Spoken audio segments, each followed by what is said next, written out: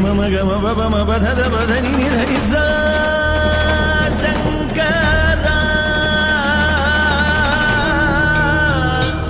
शंकरा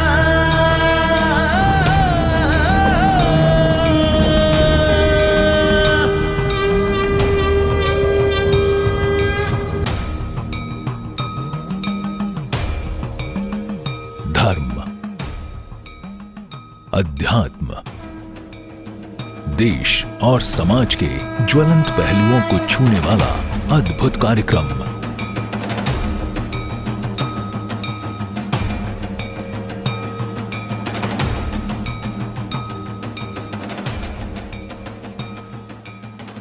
ज्ञानम। आओ चलें अध्यात्म की ओर।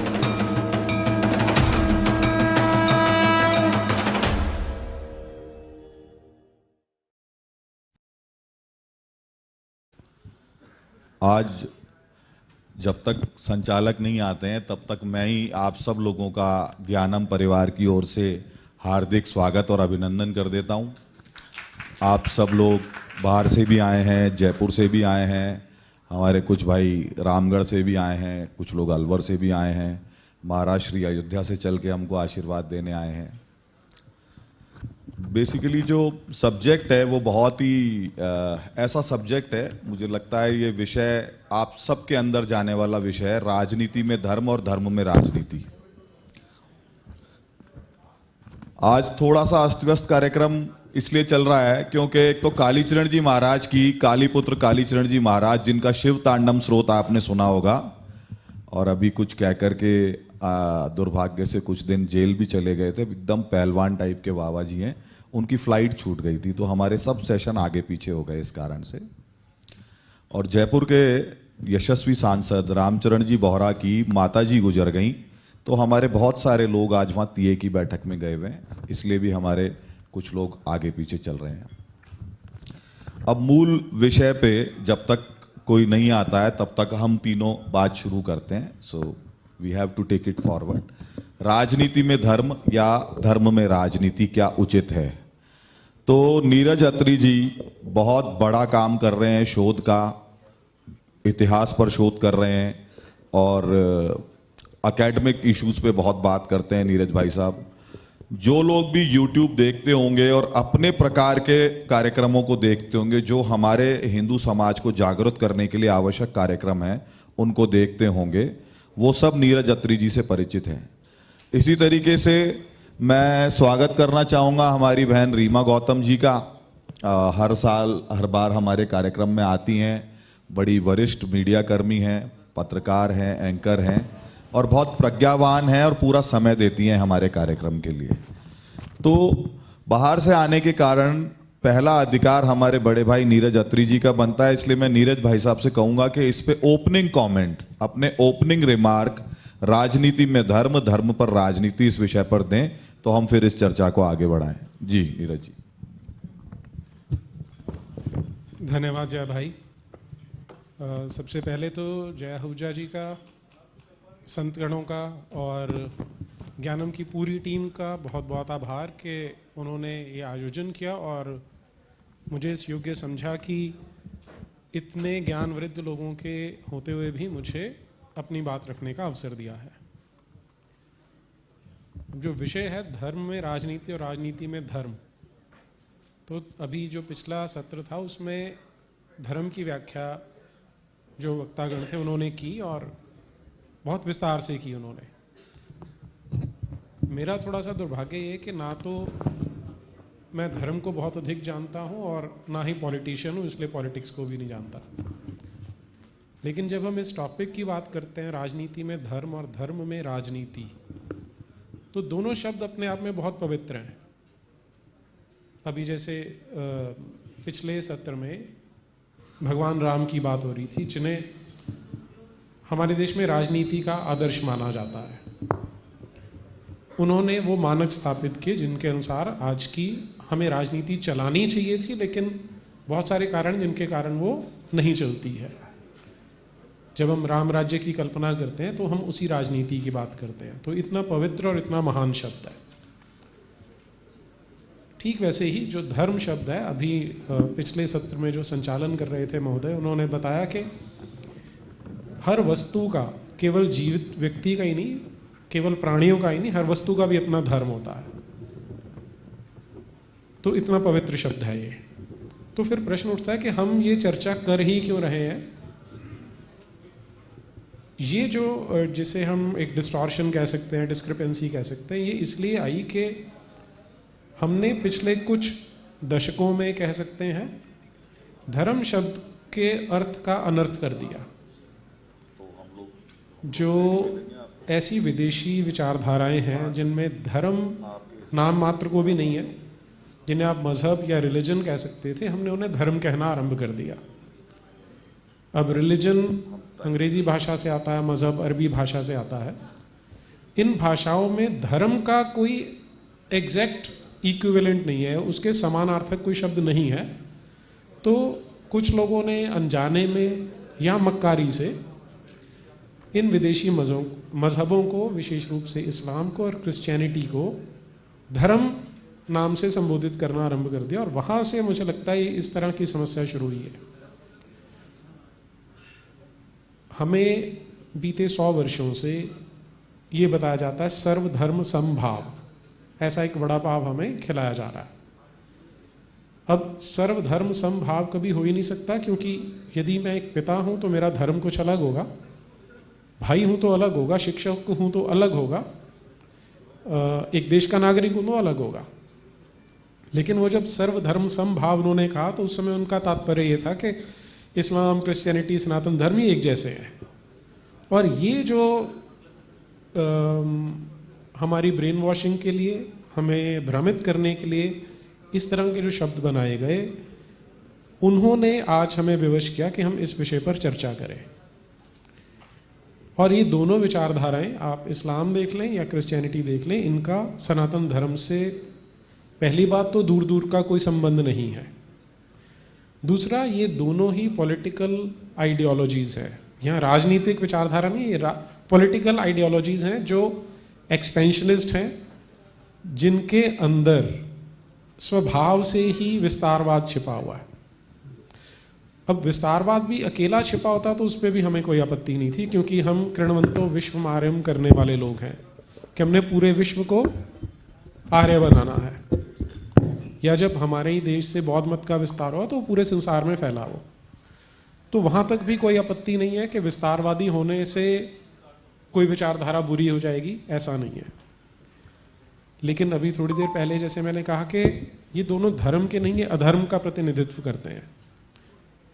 क्योंकि यदि इसका आकलन हमें करना हो तो हमने अपने देश में बीते 1200 वर्ष में इन दोनों विचारधाराओं को देखा है, झेला है, इनसे लड़े हैं, और अब संगठित होकर इनका प्रतिकार करने की स्थिति में आ रहे हैं।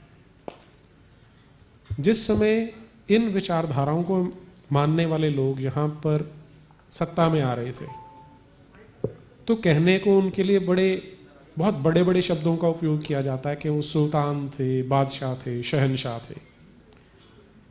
लेकिन उनका जो शासन चलाने की विधि थी, क्या कर रहे थे वो, कि एक वर्ग को गुलाम मान के, सेकंड क्लास सिटीजन मान के, उन पे जिजिया जैसा टैक्स लगा दिया।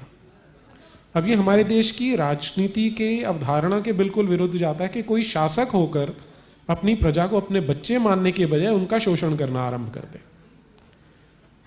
तो ये जो हमने गलत शब्दों का अर्थ कर लिया कि जिन्हें धर्म कहना ही नहीं चाहिए था, उन्हें धर्म कह के राजनीति में स्थान दे दिया, इसीलिए यहाँ पर हमारे लिए एक विकट समस्या पिछले 75 वर्षों से खड़ी है। तो जय जी ने ओपनिंग रिमार्क्स बोले थे, मैं यहाँ पर अभी रोकता हूँ, आगे जैसे चर्चा बढ़ती है इस पे आगे बात करते हैं। सर मेरा एक सवाल हो रहा है आपसे सर जी।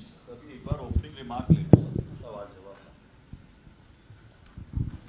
अभी रीमा जी आप कंटिन्यू कीजिए। अभी हम आपके बिना शुरू किया, तो अपने अतिथि हैं, पहला ओपनिंग रिमार्क इनका हो गया, राजनीति में धर्म, धर्म पे राजनीति पे। अब रीमा जी का, आशुतोष जी और मैं फिर प्रश्नोत्तरी शुरू करेंगे।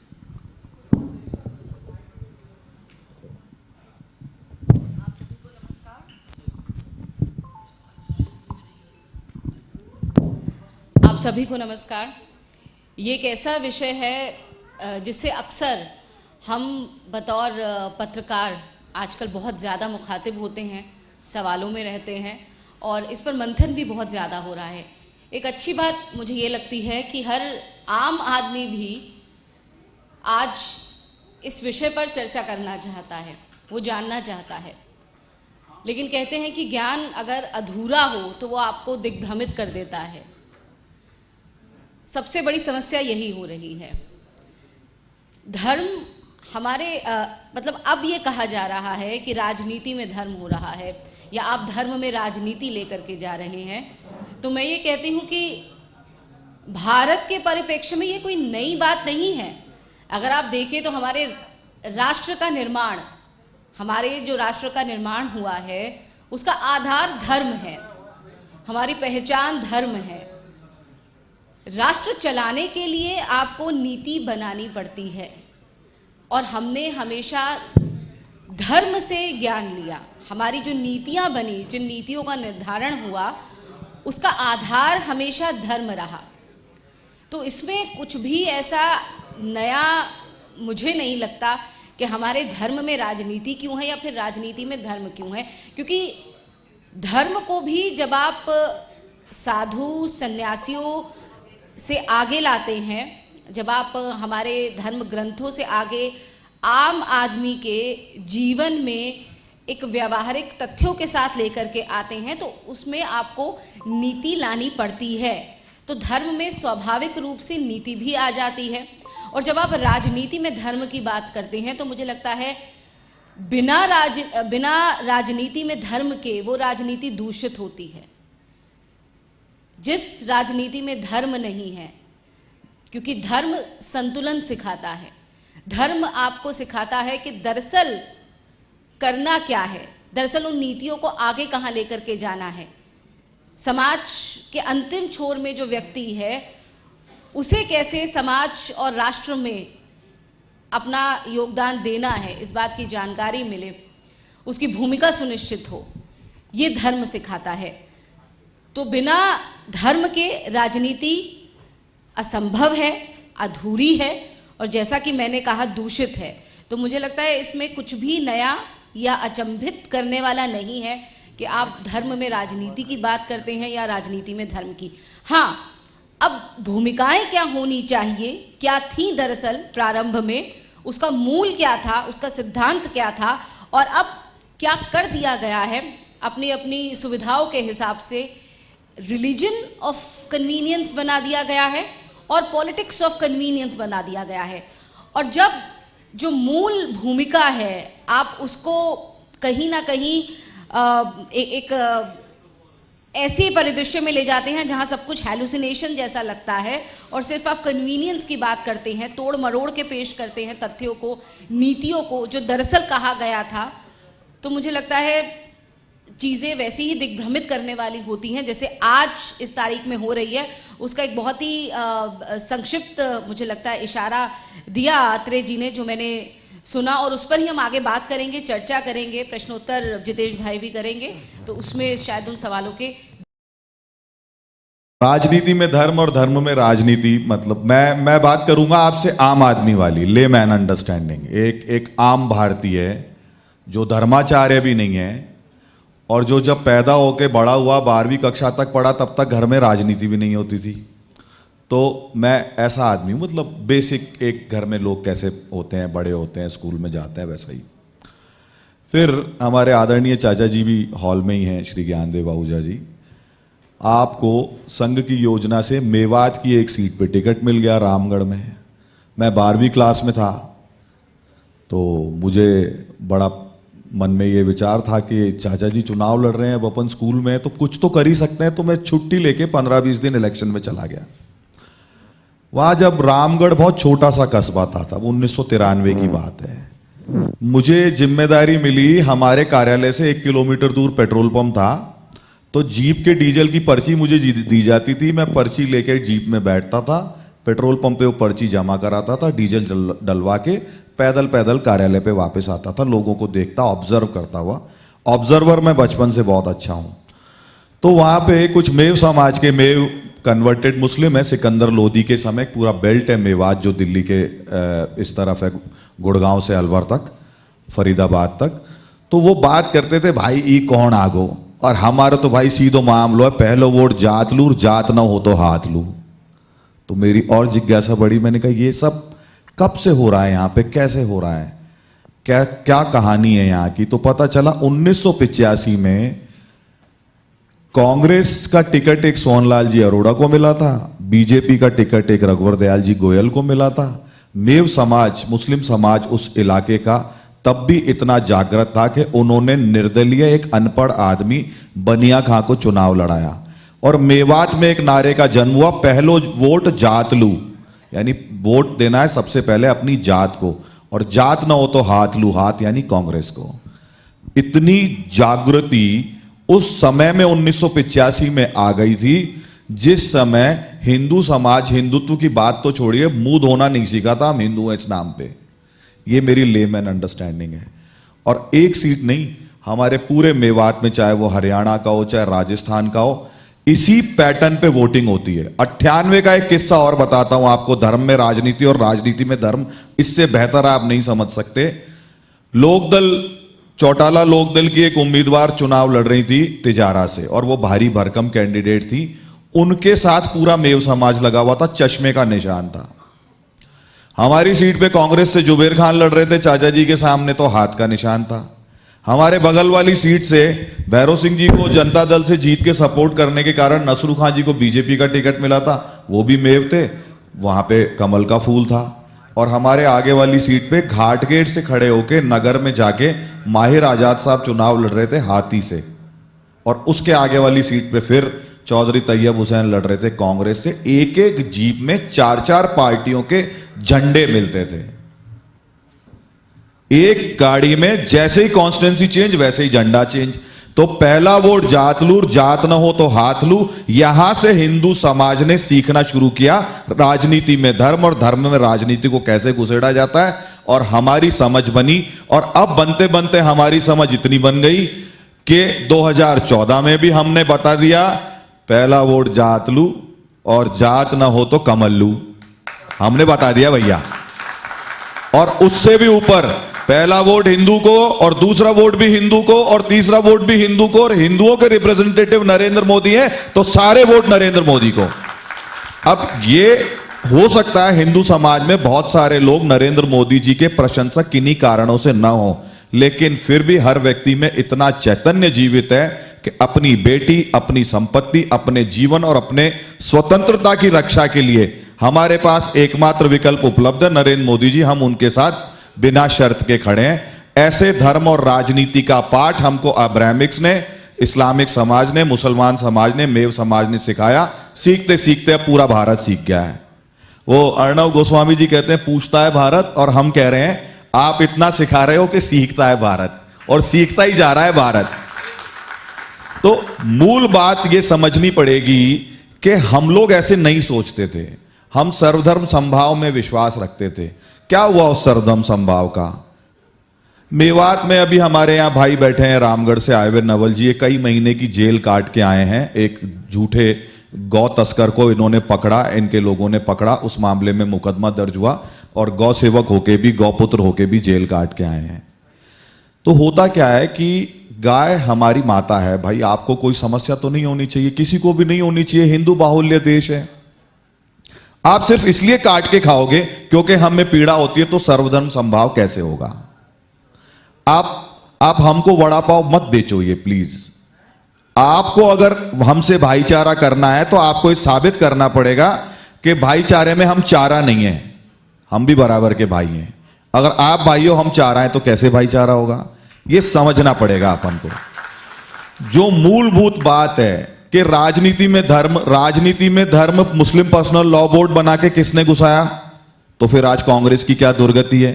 राजनीति में धर्म शाहबानों के केस को उल्टा करके, ट्रिपल तलाक पे सुप्रीम कोर्ट का जजमेंट आता है 1985 में, उसको खत्म करके राजीव गांधी जी राजनीति में धर्म घुसाते हैं। राजनीति में धर्म घुसाया जाता है हमारे संविधान में जो पंथ निरपेक्ष था उसमें जबरन धर्मनिरपेक्ष शब्द, सो कॉल्ड धर्मनिरपेक्ष सेकुलरिज्म, इंदिरा गांधी जी इमरजेंसी में असंवैधानिक तरीके से अमेंडमेंट करके राजनीति में धर्म घुसाती हैं। तो इतना अपीजमेंट की आपकी पॉलिसी चली आ रही है।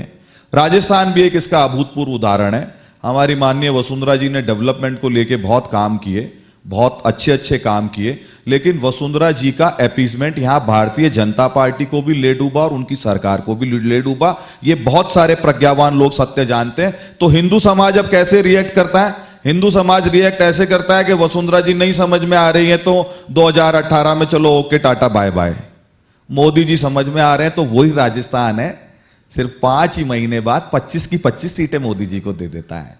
हमको समझ में आने लग गई ये बात।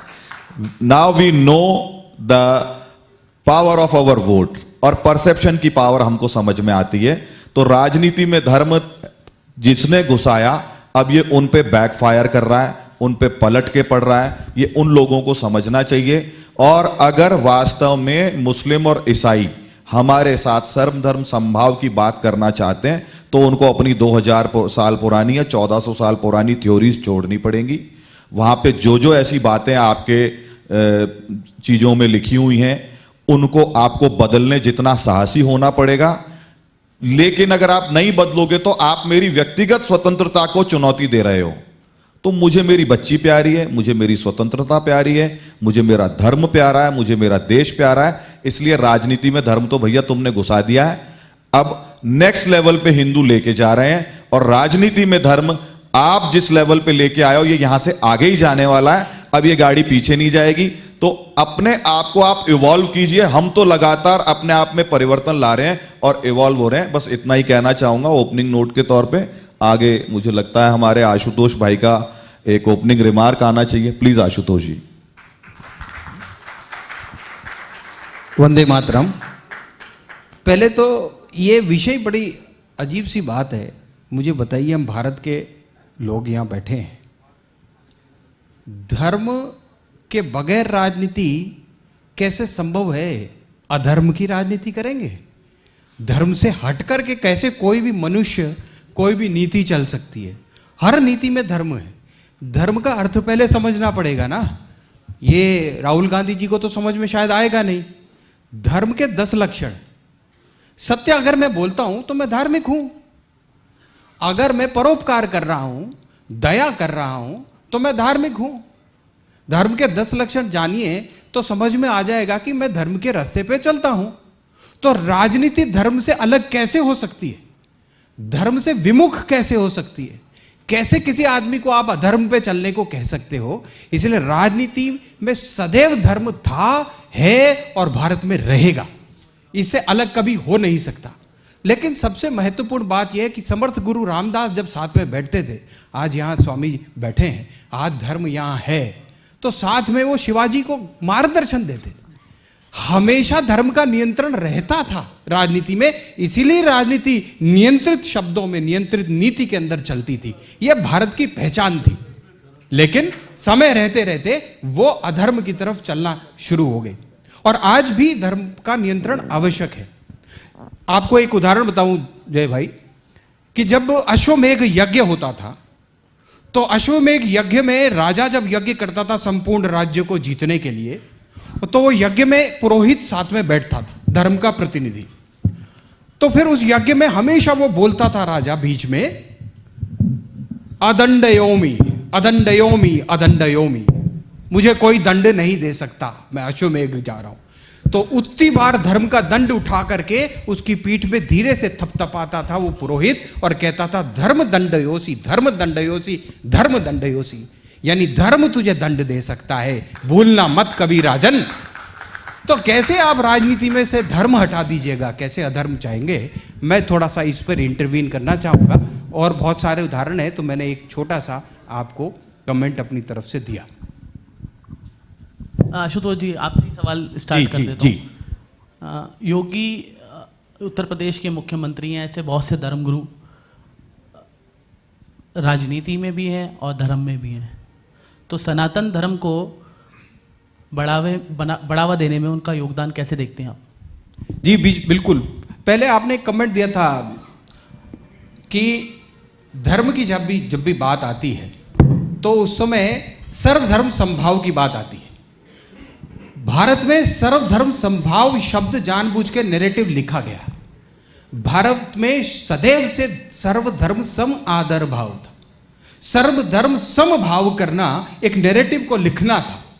सभी की संस्कृतियों का, गंगा जमनी संस्कृति का मिश्रण है। संस्कृति सबकी एक चिरंतन, खून रगों में हिंदू है। उसके बावजूद भी ये कहने लगे, ये कहना कि सर्वधर्म समभाव, समभाव क्या, सर्वधर्म सम आदर भाव, तेरा भी धर्म, तेरी उपासना पद्धति, तेरी उपासना पद्धति सबकी अलग अलग है, तेरा भी रास्ता वही है, और सब एकम सत्य विप्रा बहुधा वदंती। ये कहा था कि एक ही सत्य को बोलते अलग अलग धर्म से, तुम वैसे बोलो, लेकिन सर्वधर्म समभाव नहीं, समादर भाव था, वो रहना चाहिए। उत्तर प्रदेश की बात आई तो वो ताजा तरीन उदाहरण है इस चीज का कि किस तरीके से एक योगी, देखिए मैं एक बात बताऊं जितेंद्र जी, अंतिम पत्र लिखा था दीनदयाल उपाध्याय जी ने कार्यकर्ताओं के नाम, और उसमें एक बात बहुत महत्वपूर्ण लिखी थी। उन्होंने ये लिखा कि गलत दिशा में भी चले तो कुछ नहीं बिगड़ेगा, लेकिन अगर चलने की शक्ति जाती रही तो रास्ते के ठूठ बन के रह जाओगे। भारत की मिट्टी पे मुझे भरोसा है, और एक दिन विकृति पे प्रकृति और प्रकृति पर संस्कृति की जीत सुनिश्चित है। ये शब्द उन्होंने अंतिम शब्द की थी, इस बात को समझिए। लास्ट लाइन को कोट करता हूं, विकृति पर प्रकृति, यानी जब टेढ़ी मेढ़ी चट्टाने समुद्र की, उसके ऊपर थपेड़े पड़ते हैं समुद्र के, और एक के बाद एक थपेड़े पड़ते हैं तो टेढ़ी मेढ़ी चट्टाने गोल हो जाती हैं। ये जीत है विकृति पर प्रकृति की। और फिर एक दिन उस गोल चट्टान पे आकर कोई सन्यासी बैठता है और पूरे विश्व को सांस्कृतिक दिशा देता है। ये जीत है प्रकृति पर संस्कृति की। तो फाइनली संस्कृति जीतेगी, विकृति पर प्रकृति और प्रकृति पर संस्कृति की जीत सुनिश्चित है। वो जीत आपको उत्तर प्रदेश में दिख रही है, सांस्कृतिक जीत दिख रही है। ये एक बड़ी संदेश है। नीरज जी, आपसे एक मेरा सवाल है कि हाल ही में आपने कांग्रेस का एक बदला स्वरूप देखा होगा। राजस्थान की राजधानी जयपुर में भी कई पोस्टर्स लगाए गए हैं। राहुल गांधी ने मध्य प्रदेश के कई मंदिरों में दर्शन किए, धर्म की जय हो, अधर्म का नाश हो। तो क्या आपको लगता है कि कांग्रेस सॉफ्ट हिंदुत्व की राह पे? जी, जब हम प्रत्यक्ष रूप से देखते हैं तो पॉलिटिक्स जो आज आप जो एग्जाम्पल देने के राहुल गांधी वाला, वो उनको इसलिए करना पड़ रहा है। थोड़ी देर पहले अभी जब जया आहूजा जी बात कर रहे थे ना, कि अब हिंदू जाग गया है। पहले तो किसी भी तरह उल्लू बना लिया जाता था, तरह तरह के स्लोगन दे के वोट ले लिए जाते थे। लेकिन ये जो पिछले आप बोलें कि 10, 15, 20 वर्ष में जो जागृति आई है, उसका परिणाम है कि अब हर किसी को हिंदू वोट बैंक में से अपना चंक निकालना है। अभी तक पहले वो क्या कर रहे थे कि एक इससे बिल्कुल उल्टी राजनीति चल रहे थे। आपको ध्यान होगा कि भगवा आतंकवाद उन्होंने कॉइन किया था। अब आप इसको नोटिस करें, ये वो टाइम था जब अभी सोशल मीडिया इतना शक्तिशाली नहीं हुआ था, इंटरनेट तो आ गया था। तो उन्हें लगा कि जो पहले के जो हथकंडे वो अब तक अपनाते आए थे वो अब सफल हो जाएंगे, क्योंकि वो एक, मुझे लगता है एक टिपिंग पॉइंट था कि अब उनका नेक्स्ट लेवल पे मूव करने के लिए कि अगर सारे संसार में आपको इस्लामिक आतंकवाद दिखाई दे रहा है तो उसका एक काउंटर बैलेंस तैयार करने के लिए उन्होंने भगवा आतंकवाद का एक हुआ खड़ा किया, झूठ खड़ा किया। अब वो एक्सपोज हो गया, तो वो मरता क्या ना करता वाली स्थिति है कि वो कहते हैं ना कि भेड़ी ने भेड़ की खाल ओढ़ रही है, तो वो उस मजबूरी में उनको ये काम करना पड़ रहा है। अंदर से तो वो काम वो कभी भी नहीं करेंगे। तो आपको लगता है कि वो नकली हिंदुत्व की बात कर रहे हैं? जी, 100%। इसमें तो हमें 1% भी संदेह नहीं रखना चाहिए, क्योंकि आप ध्यान रखें, 2-3 चीज़ें आप ध्यान में रख लें हमेशा के लिए। 26/11 जब होता है तो हमारे यहाँ जो डिफेंस फोर्सेस हैं वो बोलती हैं कि हम पाकिस्तान को सबक सिखा सकते हैं, तो हमारी जो उस समय की तत्कालीन सरकार थी उनको मना करती है। Point number 1। पॉइंट नंबर 2, ये जो भगवा आतंकवाद जिसकी हमने बात की। और पॉइंट नंबर 3, जो इस समाज को कभी नहीं भूलना चाहिए, अपने भले ही माथे पे लिख के रख लें, prevention of communal and targeted violence bill,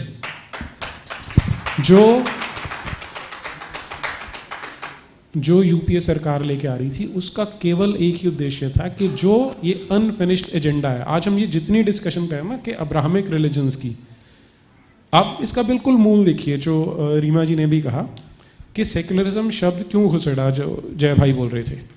waste में कॉन्सेप्ट क्या थी? Separation of church and state. क्यों थी? क्योंकि क्रिश्चियनिटी ने वहां पे सत्यानाश कर दिया था, उसे अलग निकालना था। इस्लाम क्योंकि क्रिश्चियनिटी से बोरोड है, तो उसका भी सेम डीएनए है कि वहाँ पर भी ऑपरेशन से, माइंड मैनिपुलेशन से, टोटलिटेरियन आइडियोलॉजीज हैं तो पूरे कंट्रोल से ही चला सकती हैं। हिंदुज़म इसके बिल्कुल ऑपोजिट जाता है, जो बिल्कुल खुला आर्किटेक्चर पे काम करता है। तो हमारे देश को कन्वर्ट करना ये इस्लामिक एग्रेसर्स का भी प्राइम मोटिव था, क्रिश्चियंस का भी था। ये अनफिनिश्ड एजेंडा है। जो वो prevention of communal and targeted violence bill था, that would have been the final nail. वो अनफिनिश्ड एजेंडा को पूरा करने के लिए था कि देश भर में कभी भी दंगा होगा, कहीं भी कोई प्रॉब्लम आएगी तो उसका जो कल्प्रेट होगा, उसका जो ब्लेम होगा, वो हमेशा हिंदू पे होगा। और उसे अगर आप उसकी डिटेल्स पढ़ेंगे तो इतना भयानक था वो कि शायद औरंगजेब के समय में भी हमारे देश के लोग उतने नहीं डरे होंगे जितना उस अकेले बिल के लॉ बनने से हो जाना था। तो ये तीन बातें सदा के लिए याद रख लीजिए कि ये वही पार्टी है जो इस तरह से हिंदू समाज को, हिंदू धर्म को, सनातन धर्म को समाप्त करना चाहती थी। अब क्योंकि 2014 और 2019 में हमारे समाज ने जाग के एक इंडिकेशन दे दिया है कि वो नहीं होगा, तो अब उनको अपने टैक्टिक्स बदलने पड़ रहे हैं। तो उस लाइट में अगर हम देखेंगे तो बिल्कुल क्लियर हो जाएगा। इसमें सर जस्ट सर एक मुझे याद है कि वीर सावरकर ने कहा था कि एक दिन ऐसा आएगा कि विधर्मी जनेऊ पहनेंगे। तो डू यू थिंक सो कि ये मोदी सरकार के कारण संभव हो पाया? देखिए, अब मोदी जी उसके कैरियर हो सकते हैं, किया तो आपके और मेरी वोट में है। तो वो जो उन्होंने कहा वो बिल्कुल ठीक बात है कि आज कोर्ट के ऊपर जनेऊ धारण कर रहे हैं, वो किस किस तरह के गोत्र निकाल के ला रहे हैं। वो क्या था, वो दत्तात्रेय गोत्र। अब जिसका आधे रिश्तेदार फारसी हैं, आधे मुसलमान हैं, बचे खुचे ईसाई हैं, वो दत्तात्रेय गोत्र निकाल के ला रहा है और कोर्ट के ऊपर जनेऊ पहन रहा है। तो वो वीर सावरकर की बात बिल्कुल स्पष्ट होती है, आपको दिखाई दे रही। इसमें ये कह रहे हैं ना कि उनका ये कहना कि मैं हिंदू को तो पसंद करता हूँ, हिंदुत्व से नफरत करता हूँ, हिंदू तत्व से नफरत करता है, वो हिंदू से प्रेम कैसे कर सकता है? यहीं से समझ में आता है कि उनका स्तर, मानसिक स्तर कितना है और कितना वो समझ पाते हैं कि हिमालयम समारभ्य यावदिंदु सरोवरम तम देव निर्मितम देशम हिंदुस्तानम प्रचक्षते। वही तो हिंदुस्तान है, वहां से लेकर के यहाँ ही हिमालय, इंदु सरोवर, हिंदू वहां से यहाँ तक रहने वाला हर व्यक्ति हिंदू है। ये बात समझ में नहीं आती, फिर हिंदुत्व से नफरत करते हैं और फिर हिंदू के पास जाते हैं। तो नेचुरल बात है, कंसेप्ट उनका क्लियर नहीं है, इसलिए इस ध्यान। रीमा जी, एक सवाल आपसे है। एक तरफ तो कांग्रेस सॉफ्ट हिंदुत्व की राह पर है, आप पत्रकार हैं, और दूसरी तरफ वो वीर सावरकर पर ही सवाल उठा रहे थे राजस्थान के कोटा में। तो आपको लगता नहीं ये दोहरी नीति है? मुझे लगता है कि ये, हालांकि आपने बहुत ही डिप्लोमेटिकली मुझसे एक खतरनाक सवाल पूछ लिया है मंच पर, लेकिन देखिए, दोहरी राजनीति है, इसीलिए उस पर बात हो रही है। अगर ऐसा नहीं होता तो ये चीज़ लोगों को, आम जनता को खटकती भी नहीं। जो चीज़ आपके स्वभाव में या जो चीज़ आपके विचारों में नैसर्गिक रूप से नहीं होती है, उसे आप या तो जब अपने अंदर लेकर के आते हैं तो वो जो स्वीकार्यता है या तो वो बहुत सहज होनी चाहिए, वरना वो थोपी हुई लगती है, इसमें कोई संदेह नहीं। कांग्रेस और वामपंथी पार्टियां जो भी है, अमूमन अक्सर आरोप लगाती है कि जो राष्ट्र की बात जो पार्टियां करती है वो राम जन्मभूमि और गोरक्षा आंदोलन के जरिए राजनीति की सीढ़ियों पर चढ़ी है। इस पर आपका क्या कहना है? देखिए जितेश जी, एक तो हमारी डिबेट थी बेसिकली राजनीति में धर्म और धर्म पे राजनीति। अब ये हम घूमते घूमते बीजेपी कांग्रेस में पहुंच गए हैं ना। कांग्रेस क्या कहती है या वामपंथी क्या कहते हैं, असल में अब ये विषय रेलेवेंट नहीं है। अब वो क्या कहते हैं इसकी रेलेवेंसी पूरी दुनिया में खत्म होती जा रही है। वामपंथियों के कभी देश होते थे, अब वामपंथियों के पास कुछ बचा नहीं है। कभी बंगाल गढ़ होता था, वहां पर भी ढूंढने से नहीं मिल रहे हैं। मैं तो बंगाल इलेक्शन में भी कई दिन रह के आया था, ढूंढने से भी नहीं मिलते वामपंथी। तो पूरी दुनिया में वो क्या कह रहे हैं अब इसकी कोई ज्यादा वैल्यू नहीं है। इसी तरीके से कांग्रेस की भी वैल्यू कितनी है ये आपको पता है। युवराज को पूरा देश पैदल पैदल चल के नापना पड़ रहा है। वो क्या कहते हैं ये इतना गंभीर नहीं है नीरज भैया। गंभीर ये है कि हमारे समाज में जो सो कॉल्ड वोक्स हैं, हिंदू भी छोटी छोटी सी बात पे मोदी जी को सीधे ज्ञान देने लग जाते हैं। हिंदू समाज भी छोटी छोटी सी बात पे मोदी जी से ही उखड़ जाता है कि अब कुछ भी हो जाए मोदी को वोट नहीं दूंगा। तो हमको तो आत्मचिंतन की जरूरत है। वामपंथियों को तो हमारे देश का छोटे से छोटा बच्चा जवाब देने लग गया है। कांग्रेसियों को तो हमारे देश का छोटे से छोटा हिंदू बच्चा जवाब देने लग गया है। मैं कितनी पॉलिटिकल प्रोग्राम्स में रैलियों में जाता हूं और कांग्रेस की भी रैलियां दूर पास से देखता हूं, कांग्रेस की यूट्यूब पे भी देखते हैं। जब कोई किसी पॉलिटिकल पार्टी की जिंदाबाद लगाता है तो वो जोश नहीं होता भारत में। और जैसे ही कोई कहीं से बोलेगा जय जय श्री राम, तो इको 5 गुना स्पीड से लौट के आता है जय जय श्री राम का। हाँ, अभी नहीं आया जय जय श्री राम। तो ये जितेश जी बेसिकली अब समाज की ये चेतना में एक मूलभूत परिवर्तन समाज में आया है। ये लोगों के सोचने के तरीके में परिवर्तन आया है। पॉलिटिकल पार्टी के साथ में हिंदू समाज सिर्फ इसलिए है क्योंकि हिंदू समाज को पता है कि ये पॉलिटिकल पार्टी हमारे लिए आज के समय में सबसे कम बुरी है। ठीक है, सबसे कम बुरी है, या अभी हिंदू फेवरिंग है, हिंदुओं की हितैषी है। कमियां सब में होती हैं। कांग्रेस को हिंदू समाज रोल बना के कचरे के डिब्बे में डाल चुका है। उनकी जो 50-60 सीटें पूरे देश में आ रही हैं, तो भाई इतने से तो है ना यार वो भी पूरे देश में कि उनको 50-60 सीटें जितवा दें, है भाई, इतने तो होंगे ही। अभी जो कैंसर देश में छोड़ दिया था नेहरू जी ने, उस कैंसर के इतने से 20 तो फैले ही होंगे भारत भर में। तो इस तरीके से चल रहा है मामला। बाकी वामपंथियों के कहने को आप पत्रकार लोग आजकल सीरियसली लेते हो क्या रीमा जी? खैर सॉरी, आपको उलझाना नहीं है। आप लेते हो जितेश जी वामपंथियों को सीरियसली? मैं इस पे कमेंट नहीं करना चाहूंगा। मैं नीरज जी से दूसरा सवाल पूछना चाहूंगा। नीरज जी, मेरा सवाल है, इतिहास में धर्म के नाम पर अनेक बार रक्त रंजित हुआ है। समान राजनीति से रक्त रंजित इतिहास के दंगों को धो पाने में सक्षम है? मैं सर कह रहा हूं जो समान राजनीति है वो इतिहास इस दंगों के रक्त रंजित को धोने में सक्षम है? जी, देखिए वो ना एक अंग्रेजी में कहावत है कि you can fool some people all the time, you can fool all people some time, but you can not fool all the people all the time. उसमें आप एक थोड़ा सा एक और ऐड कर सकते हैं, you can fool a large number of people for a very large time if you have large amount of funds with you. तो कांग्रेस ने क्योंकि बहुत लंबे समय तक शासन किया, उनके पास रिसोर्सेज बहुत थे और कुटिलता बहुत थी, जिसके चलते हुए उन्होंने ये जिस तरह की आप हिस्ट्री की बात करें, इतिहास की बात करें, उसको दबा के रखा। सौभाग्य से इंटरनेट और सोशल मीडिया के आने के कारण वो जो उनका डिस्कोर्स के ऊपर या नैरेटिव के ऊपर कंट्रोल था वो ख़त्म हो गया। और इसलिए अब हम बड़े कॉन्फिडेंटली ये कह सकते हैं कि वो जो हिस्ट्री उन्होंने दबा के रखी थी वो अब नहीं दबेगी, बाहर आ रही है। और एक बार फिर से जो 2014 आपने देखा, जो 2019 हमने देखा, वो इसी ओर इंगित करता है कि अब वो टाइम निकल गया। वो टाइम और था जब आप एक सेंट्रलाइज्ड स्ट्रक्चर में, मीडिया में जो लोग बैठे हैं वहाँ पर अपने अगर स्टूजेस प्लांट कर देते हैं तो वो इंफॉर्मेशन के सोर्स को कंट्रोल कर लेंगे, इंफॉर्मेशन डिसेमिनेट नहीं होगी, नीचे नहीं आएगी। सिमिलरली क्योंकि एजुकेशन सेंटर द्वारा कंट्रोल्ड है, उसमें भी सेंट्रलाइज स्ट्रक्चर है, तो वहाँ पर भी आप जो हिस्ट्री है उसको दबा के रख सकते थे। लेकिन आज जिस तरह की डिसेंट्रलाइजेशन आप देख रहे हैं, स्पेशली इंफॉर्मेशन टेक्नोलॉजी की फील्ड में, उसके चलते ये जितने भी चीज़ें दबा के रखी थी वो सिर्फ उनको एक ही बार निकलने की आवश्यकता है। एक बार वो ओपन में आ गई, उसके बाद दोबारा दबाया नहीं जा सकता।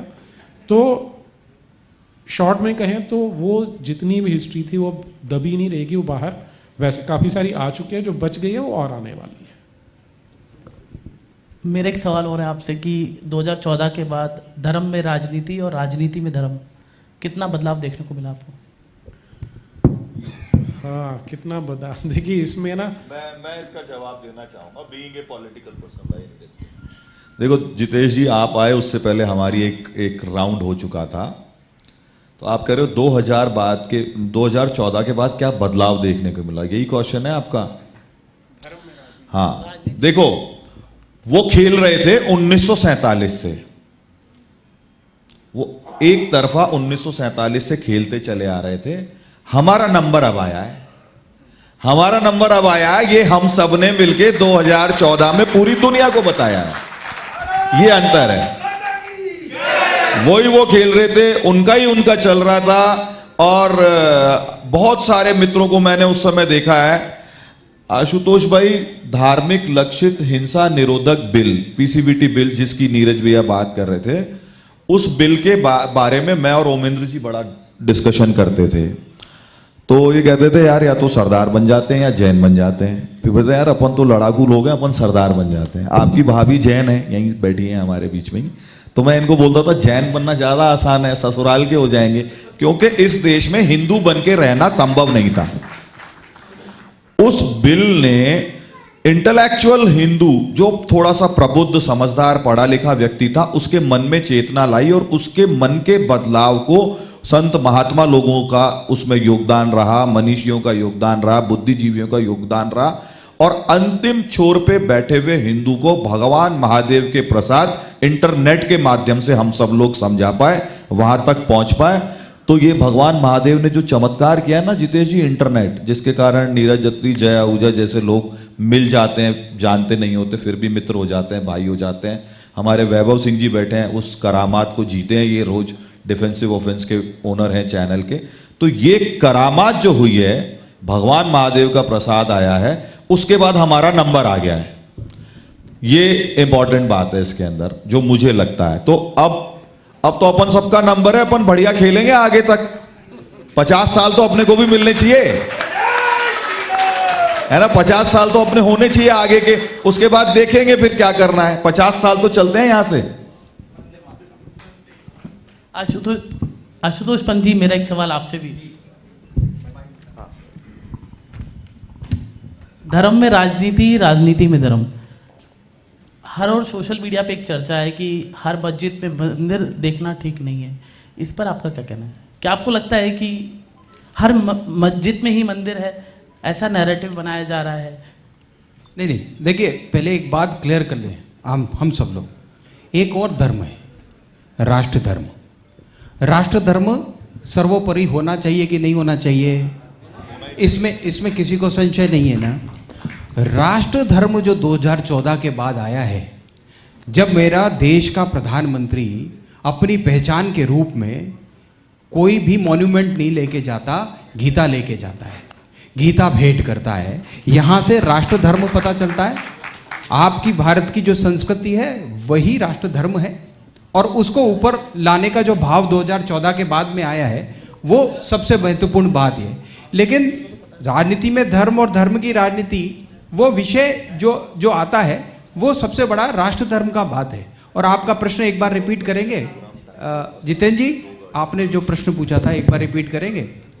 आपने जो प्रश्न पूछा था मुझसे, मैंने बोला था कि आपसे पूछा था आशुतोष जी कि हर मंदिर में मस्जिद देखना ठीक है? अब बिल्कुल आता हूँ।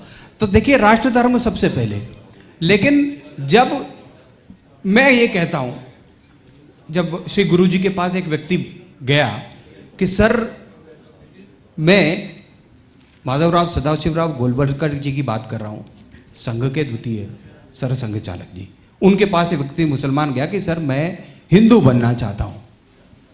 तो उनको खुश होना चाहिए था, आप सब लोग समझते होंगे। उन्होंने क्या जवाब दिया? उनका, तुम अच्छे मुसलमान बनो, मुसल्लम है ईमान जिसका, अगर तुम मुसलमान अच्छे बन जाओगे तो तुम अपने आप हिंदू बन जाओगे। तो मुसल्लम, अगर तुम अपने ईमान पर रहोगे, तो भारत में अगर इस्लाम फर्स्ट या देश फर्स्ट, कंट्री फर्स्ट, तो सबसे पहले वो कहेगा कंट्री फर्स्ट। जो व्यक्ति ये कह देगा कि कंट्री फर्स्ट है, तो फिर मेरे लिए उस व्यक्ति का स्वागत है। अगर कंट्री फर्स्ट कहता है तो ये राष्ट्र धर्म है। राष्ट्र धर्म का फॉलो नहीं करें, ये बहुत सारे नेता इंश्योर कर रहे हैं कि व्यक्ति राष्ट्र धर्म को फॉलो ना करे। और इसलिए मैं समझता हूं कि हर जगह पर अगर आप मंदिर देखना चाहते हो तो मंदिर का मतलब है राष्ट्र धर्म। अगर राष्ट्र धर्म किसी भी व्यक्ति के अंदर है, वो उसको परिष्कृत कर देगा, चाहे उसने कुछ भी पढ़ा हो और कुछ भी फॉलो किया हो। अगर राष्ट्र धर्म उसके अंदर घुसा है तो वो उसको परिष्कृत कर देगा और लोग कोशिश करेंगे कि राष्ट्र धर्म से उनको दूर रख सके। आपको कोशिश ये करनी है उसको राष्ट्र धर्म में ला सके। इसलिए राष्ट्रवाद पहली सीढ़ी है और अंतिम सीढ़ी है राष्ट्रीयता। राष्ट्रवाद और राष्ट्रीयता में भी फर्क बहुत सारे लोगों को शायद ना पता होगा, लेकिन एक बात समझ लीजिए कि एंटरटेनमेंट पैराडाइज है पास में।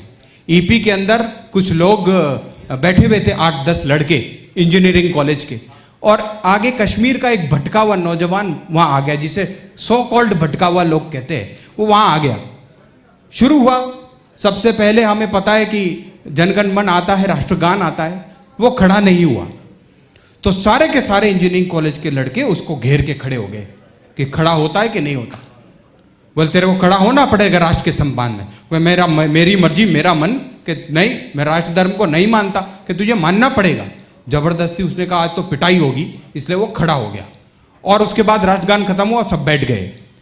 इंटरवल हुई, इंटरवल में वो टिकट चेक करने वाला टॉर्च जला के आया सबके पास, आपका टिकट आपका टिकट। ये लड़का जो भटका हुआ लड़का सो कॉल्ड था, वो उसके पास टिकट उसका खो गया, इस हापादापी में गिर गया था। तो अब उसने कहा साहब बाहर जाइए आप। तो पीछे इंजीनियरिंग कॉलेज के जो 8 लड़के थे वो खड़े होकर के बोले साहब इसने टिकट तो लिया था, हमने देखा था, टिकट तो था इसके पास, गिर गया होगा कहीं। वो टिकट चेकर चला गया। पूरी पिक्चर खत्म हुई, ये लड़का वापस आया उनके पास, ये भाई साहब सुबह तो आप मेरे को मारने के लिए आ गए थे फर्स्ट शो के स्टार्टिंग में, और बीच में आपने मुझे बचाया, ये क्या था? तो उन 8 लड़कों में से एक लड़का बोला कि सर सुबह जो हमने किया वो हमारा राष्ट्रवाद था और दोपहर को जो हमने किया वो हमारी राष्ट्रीयता थी। तो हम ये बात नहीं भूल सकते, लेकिन जैसे जैसे आप राष्ट्र धर्म का पालन कर देते आएंगे, हम राष्ट्रवाद से राष्ट्रीयता पे आएंगे और मंदिर का मकसद पूरा होगा, और वो मंदिर हर जगह जाना चाहिए। नीरज जी आप भी कुछ बोलना चाहेंगे इस विषय पे? जी, एक तो जो आपका बेसिक क्वेश्चन था उस स्टेटमेंट के ऊपर कि हमें हर मस्जिद में ढूंढना चाहिए कि नहीं, तो उसमें मेरा आंसर बिल्कुल स्पष्ट है कि मैक्सिमम जो मस्जिदें बनाई गई हैं वो मंदिर तोड़ के बनाई हैं, तो हमें सभी में ढूंढना है, एक एक में ढूंढना है।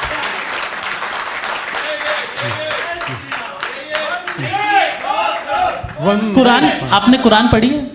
जी, मैंने कुरान बहुत अच्छे से पढ़ी है, और इसीलिए एक और चीज़ जो हमें समझनी होगी कि ये बीते 70-75 वर्षों में हमारे साथ जो खेल खेला गया वो था वन लाइनर्स का। वन लाइनर्स ह्यूमन बीइंग्स की एक टेंडेंसी है कि हम बेसिकली लेजी लोग हैं, इंटेलेक्चुअली लेजी होते हैं। वो वन लाइनर हमारे को इजीली समझ में आता है, सर्वधर्म समभाव, तो उसे हम ये मान लेते हैं यार वो भी ऐसा हम भी ऐसे हैं। दूसरा क्या होता है कि हम एनेक्डोटल एविडेंस दे के जो डॉक्यूमेंटेड एविडेंस है या डेटा होता है उसको इग्नोर कर देते हैं। जब हम इस तरह की बात करते हैं ना कि आप तो अच्छा मुसलमान बन जा तो अपने आप हो जाएगा, तो हम उस समय ये भूल जाते हैं कि अच्छा मुसलमान होता कौन है।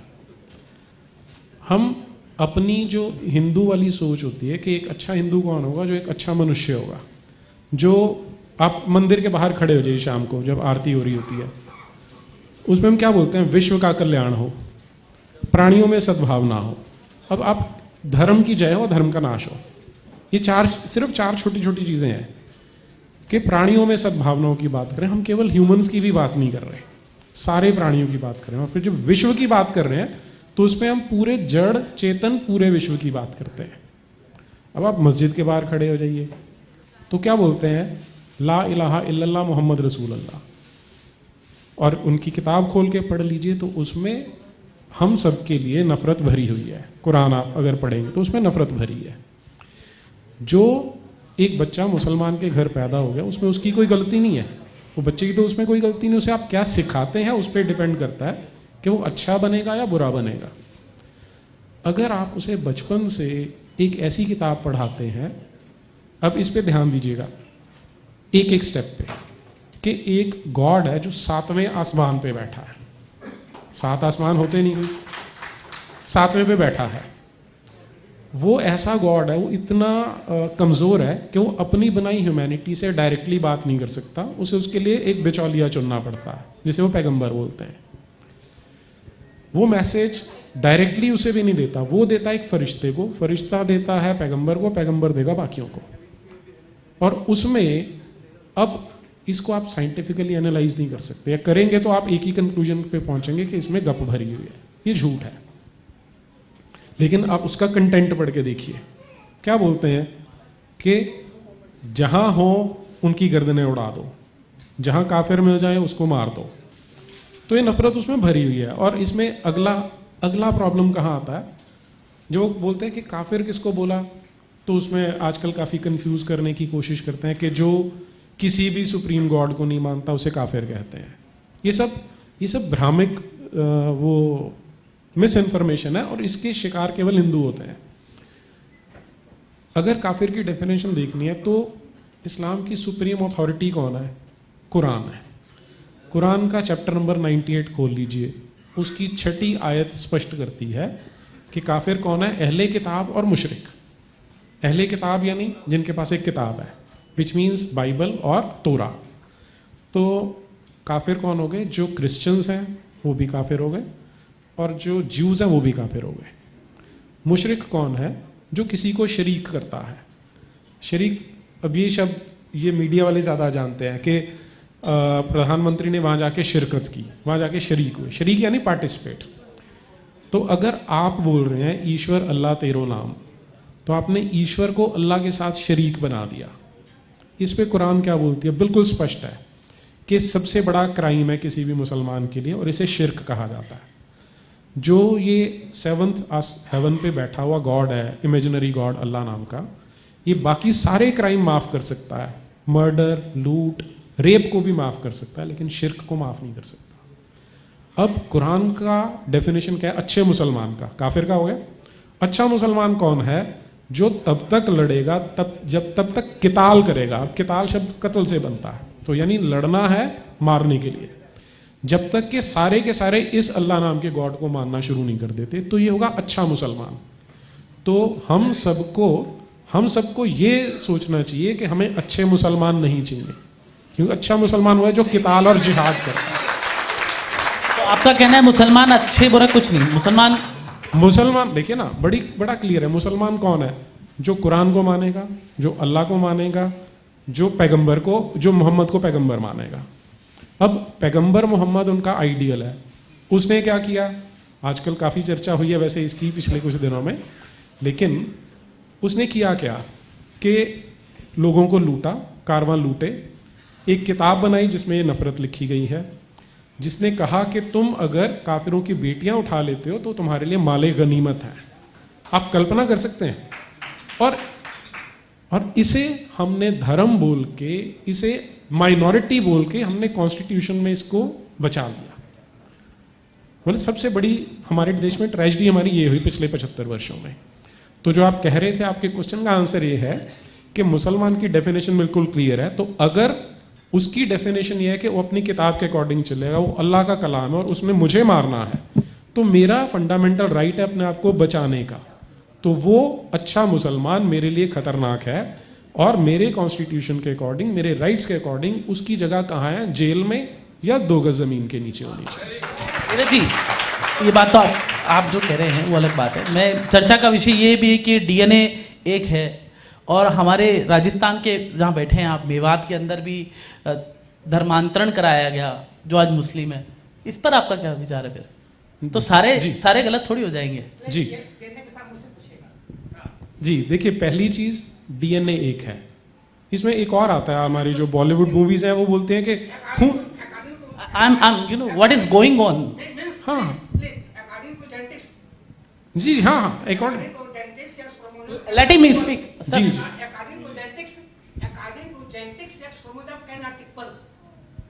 ठीक बात, बिल्कुल ठीक बात है। देखिए, इसमें मैं एक साथ में और जोड़ देता हूँ। बॉलीवुड मूवीज क्या बोलती हैं कि हिंदू का खून भी लाल रंग का, मुसलमान का खून भी लाल रंग का, तो तू क्यों उसमें अलग करता है? अब आप इस आर्गुमेंट को एक्सटेंड कर लीजिए। कल को कोई एक रेपिस्ट है, उसको जज ने कन्विक्ट कर दिया और वो खून निकाल के बोलता है जज साहब आपका भी लाल खून है मेरा भी लाल खून है, तो क्या डिस्क्रिपेंसी क्यों क्रिएट कर रहे हो? मतलब ये इतना नॉनसेंसिकल है। वो ये बोल सकता है कि जज साहब आपका और मेरा डीएनए तो सेम है। How nonsensical it is. भाई आप ये देखोगे, अब हम अपने देश का अगर एग्जाम्पल लेते हैं, हर साल हम रावण का पुतला जलाते हैं। रावण को महादेव का भक्त बोला जाता है ना। अब बोलें कि राम जी ने भी शिवलिंग की पूजा की थी, रावण ने भी की थी, तो यार क्यों डिस्क्रिपेंसी कर रहे हो? हमारे देश में हमारी जो सनातन संस्कृति है वो क्या बोलती है कि आदमी के कृत्य देखो, उसकी हरकतें देखो कैसी हैं। वो लड़की उठा के ले जा रहा है तो उसको मारोगे ना उजाले में, उसका डीएनए एनालिसिस करने बैठोगे या खून का रंग देखने बैठोगे? सर मुगलों ने धर्मांतरण तो कराया था ना, मेरा सवाल ये भी है। हाँ। मुगलों ने धर्मांतरण कराया था, इस बात को आप मानते हैं नहीं मानते? तो देखिए, इस्लाम और क्रिश्चियनिटी, मैंने पहले ही कहा, ये दोनों प्रीडेटरी रिलीजन्स हैं जो दूसरे को कन्वर्ट करके ही सर्वाइव कर सकते हैं और वही उनका ऑब्जेक्टिव है। दोनों के, ये हमारी प्रॉब्लम क्या है कि इन दोनों की एक एक किताब है जिसमें उनके डिक्लेयर्ड ऑब्जेक्टिव्स हैं। एक का कहना है कि हमने पूरे संसार को किंगडम ऑफ गॉड बनाना है, दूसरे का कहना है हमने इनको दरुल इस्लाम बनाना है। तो इसका मतलब क्या हुआ कि वो पूरे संसार में तो आपस में लड़ ही रहे हैं। और हमारा जो हमें श्रिंक किया, आप सोच के देखिए 150-200 साल पहले भारत कितना बड़ा था। वो क्यों कटा? क्योंकि इन्हीं प्रीडेटरी आइडियोलॉजीज ने कम किया ना। लाइकवाइज अब मोदी जी ने इस बार 15 अगस्त पे क्या बोला कि हमें जो कॉलोनियलिज्म के सिंबल्स हैं, कॉलोनाइजेशन को खत्म करना है। सबसे बड़ा सिंबल ऑफ कॉलोनाइजेशन अगर आपने हमारे देश में देखना है तो सड़क पे निकलिए, जितनी जालीदार टोपियां हैं और जितने बुरके हैं, वो सबसे बड़ा सिंबल है कॉलोनाइजेशन का। सिर्फ डिफरेंस क्या है कि वो मजहब के नाम के पीछे छुपा हुआ है। तो वो कन्वर्ट किए तभी तो हुए ना, उनका डीएनए तो सेम है। अब यहां पे बात कीजिए कि उनको जबरदस्ती कन्वर्ट किया गया, बस। सर आपने काम धर्म जागरण में काम नहीं, घर वापसी भी तो हो सकती है ना सर? घर वापसी ही करानी पड़ेगी। बस लास्ट लाइन में सवाल इतना बता दूं, आज पूरी ह्यूमैनिटी के लिए, हम उस पर बाद में जा सकते हैं, लेकिन हमारे देश के लिए एक ही सॉल्यूशन है कि ये जिन्हें पिछले 700-800 सालों में तलवार के जोर पे, जिजिया के जोर पे कन्वर्ट किया गया था, वो हमारे बिछड़े हुए भाई हैं। अनफॉर्चुनेटली ऐसी स्थितियों में उन्हें कन्वर्ट कर दिया गया जिसपे उनका जोर नहीं था। तो हम उनको ब्लेम ना करके, लेकिन कम से कम हम उन्हें बचा तो सकते हैं। आज भी उनको मदरसे में अगर वही जहर पढ़ाया जा रहा है, अगर आज भी मदरसे में उन्हें वो नफरत सिखाई जा रही है, तो हमारी ये जिम्मेवारी बनती है, हमारी ड्यूटी है, मॉरल ड्यूटी है कि उनकी घर वापसी कराएं। एक एक की घर वापसी कराना हमारे लिए बहुत जरूरी है। नीरज जी, आप दो बात कर दी आपने, पहले अलग बात की, अब अलग बात की। जी एक मिनट, मैं इनसे एक बार,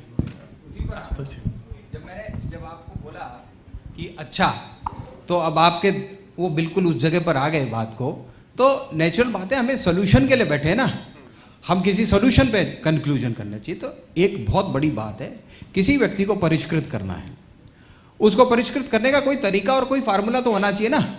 मार काट करके अरब सागर में पटकना तो कोई उद्देश्य नहीं है ना। परिष्कृत कैसे करेंगे आप? परिष्कृत करने का सबसे बड़ा तरीका है राष्ट्र धर्म। जैसे जब राष्ट्र उसके अंदर घुस गया तो कहेगा जी मेरे को बुर्का नहीं पहनना। क्यों नहीं पहनना? क्योंकि मैं वहां जा रही हूं, मेरी आइडेंटिटी होनी चाहिए, यहाँ अनुशासन है स्कूल का, मैं जैसा सब पहनते वैसे मैं करूंगा। मैं 5-5, 10-10 बच्चे पैदा कर रहा हूं और वो व्यक्ति, मेरे को विशेषाधिकार चाहिए, मुझे राष्ट्र से बिल्कुल अलग टाइप का एक कोड चाहिए, सेपरेट वो चाहिए, मेरी अलग एक शरीयत होनी चाहिए। क्यों? तुम विशेष क्यों? तुम इस धरती का हिस्सा हो। तो राष्ट्र धर्म का जैसे जैसे जो व्यक्ति पालन करता जाएगा, इस सबसे बड़ा परिष्कार का सोर्स है। और वो घर वापसी का जो आपने बात बताई है, जब वो आप में और आप उसमें आत्मसात हो जाओगे, डाइजेस्टिव सिस्टम भारत का मजबूत करना पड़ेगा।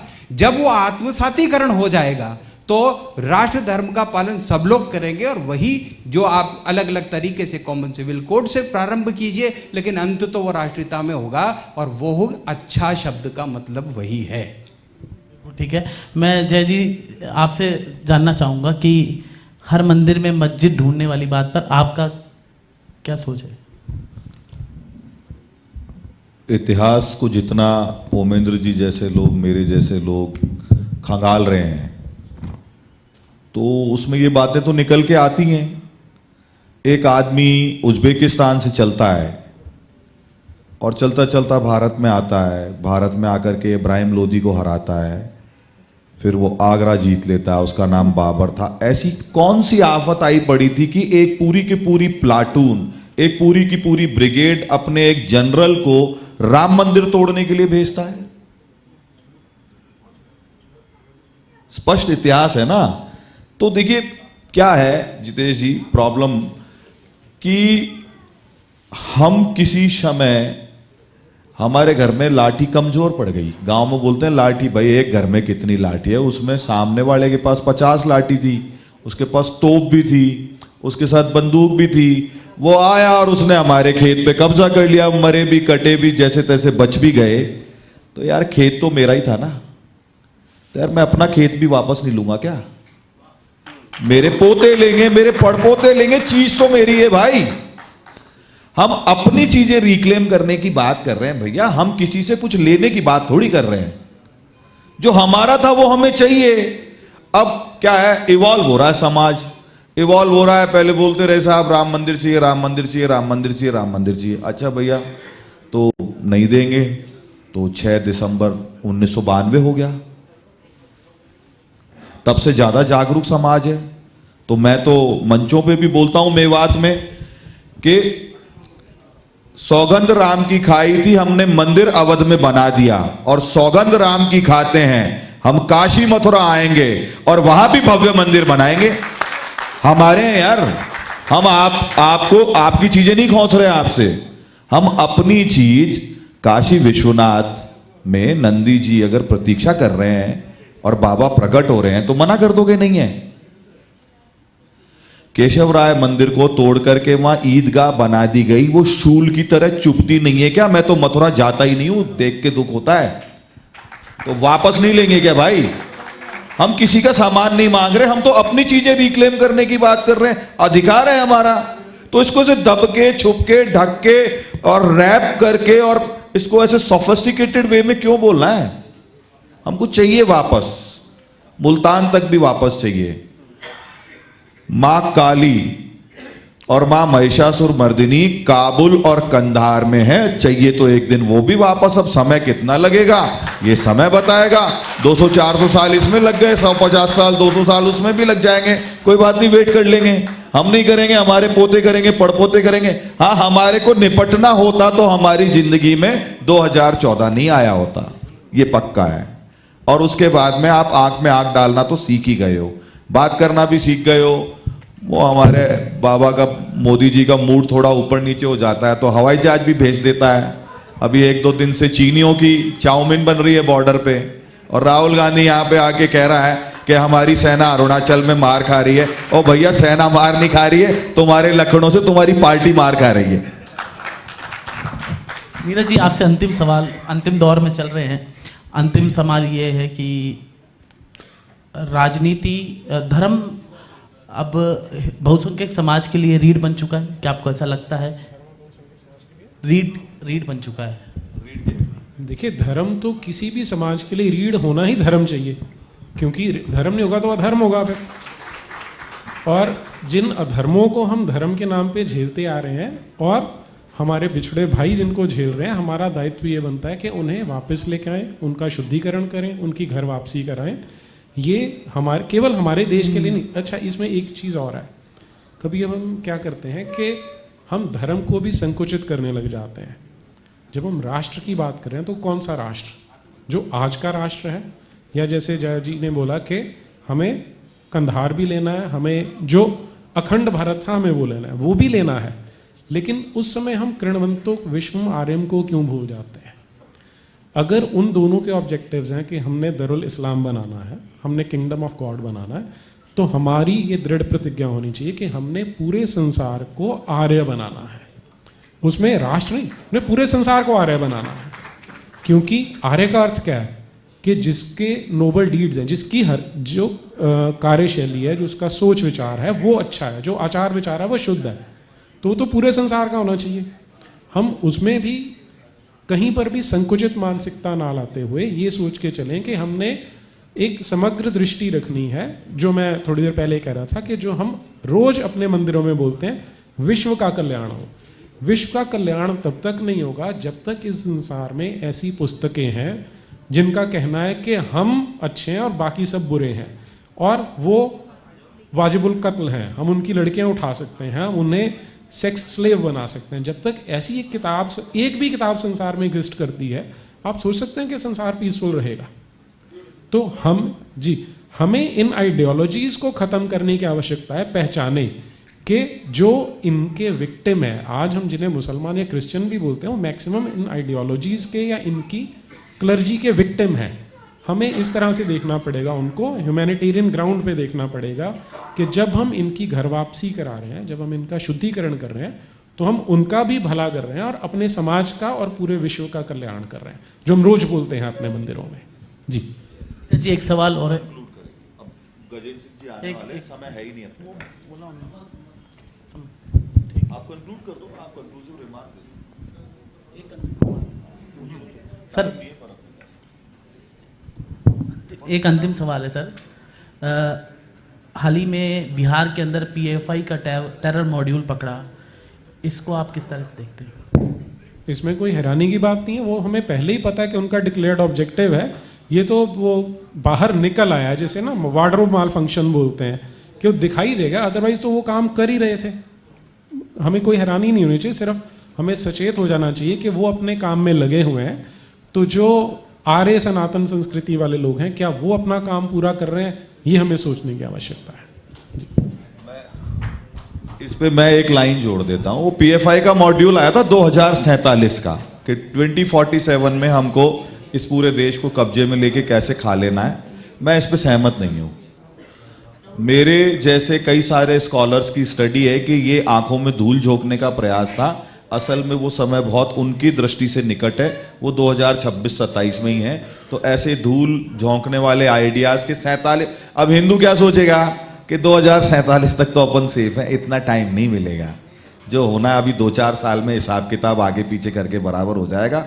अपन ज्यादा गलतफहमी ना पाले तो अच्छा रहेगा अपने लिए। रीमा जी, आप कंक्लूड कर दीजिए।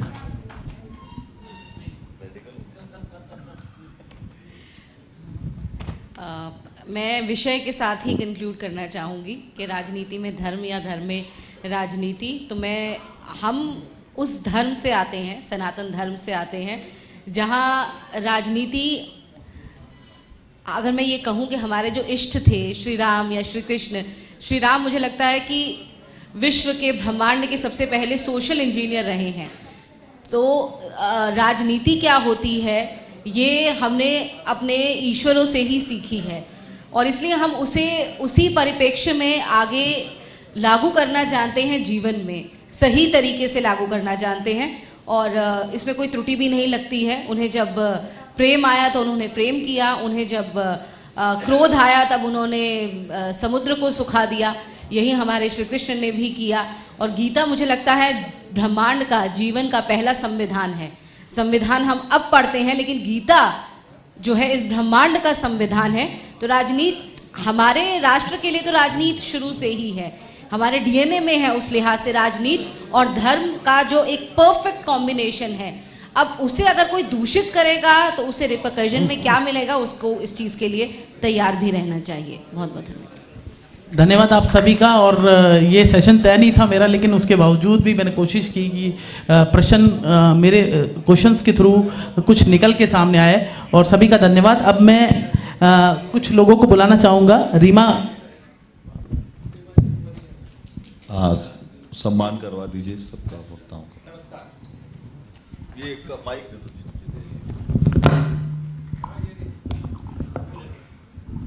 राजनीति में धर्म या धर्म में राजनीति, उचित क्या? एक बहुत ही एक ऐसा विषय था जिस पर हर कोई अपने विचारों को सुनना चाहता है और मंथन करना चाहता है। हम सभी पधारे हुए मेहमानों का यहाँ पर हार्दिक आभार करते हैं। सबसे पहले मैं आमंत्रित करूंगा श्री नीरज अत्रेय साहब, chairman National Centre for Historical Research and Comparative studies. इनके स्वागत के लिए मैं अनुरोध करूंगा श्रीमान टीसी शर्मा जी से कि वो मंच पर पधारें और सबसे पहले माला पहनाकर श्री नीरज अत्रेय जी साहब का स्वागत करें। श्री टीसी शर्मा जी।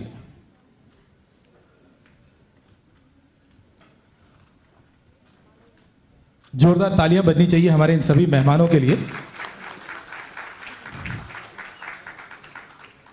टीसी शर्मा जी माला पहनाकर स्वागत करें और साथ ही अनुरोध करूंगा कि इन्हें साफा भी आप पहनाएं। टीसी शर्मा जी, अनुरोध करूंगा इसके बाद श्री तन्मय गोयल जी से कि वो पधारें और श्री नीरज अत्रेय साहब को शॉल उड़ाकर उनका सम्मान करें।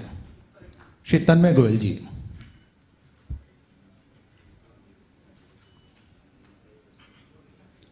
और इसके बाद श्री तरुण टांक जी तैयार रहें। उनसे भी अनुरोध कि आप मोमेंटो प्रदान करें हमारे मेहमान को।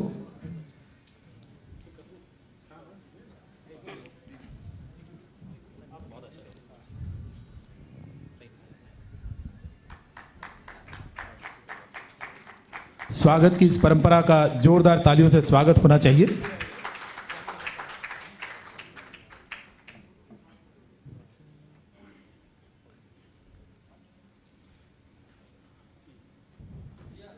तन्मय गोयल जी शॉल उड़ाकर उनका सम्मान करें और अब तरुण टाक जी उनको मोमेंटो प्रदान करेंगे। Shri Neeraj Atreya ji, chairman National Centre for Historical Research and Comparative studies.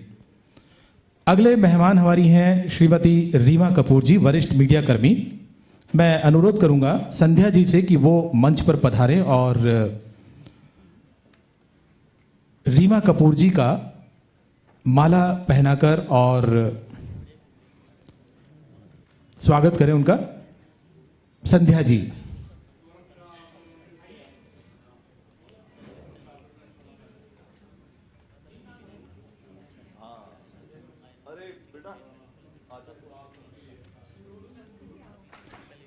Sandhya ji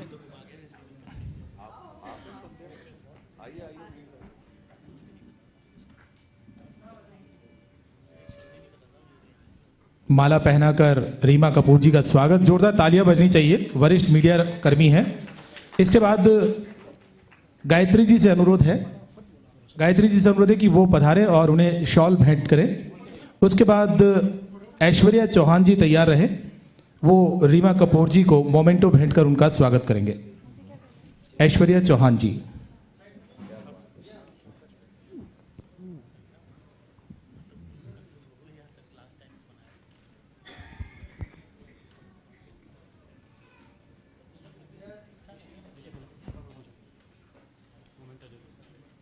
Aishwarya Chauhan जी पधारें और उन्हें मोमेंटो भेंट करें। दे दिया, चलिए। अगले इसी क्रम में हम श्री आशुतोष जी पंत, स्वतंत्र निदेशक इंडियन ऑयल का सम्मान करना चाहेंगे। नरेंद्र चौधरी साहब पधारें रामगढ़ से और माला पहनाकर स्वागत करें श्री आशुतोष जी पंत साहब का। नरेंद्र चौधरी जी रामगढ़ से।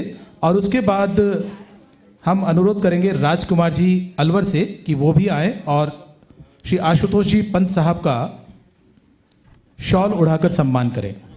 सबसे पहले माला पहनाकर स्वागत करें और माला के बाद उन्हें साफा पहनाया जाए, जो कि हमारी भारतीय संस्कृति का एक अनुपम उदाहरण है। और टीसी शर्मा जी जो है वो फोटोग्राफी के लिए बिल्कुल रेडी हैं। हाँ,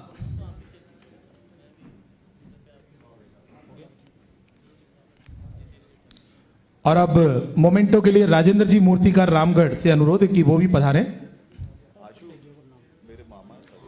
शॉल उड़ाकर सम्मान कर रहे हैं राजकुमार जी अलवर। और अब राजेंद्र जी मूर्तिकार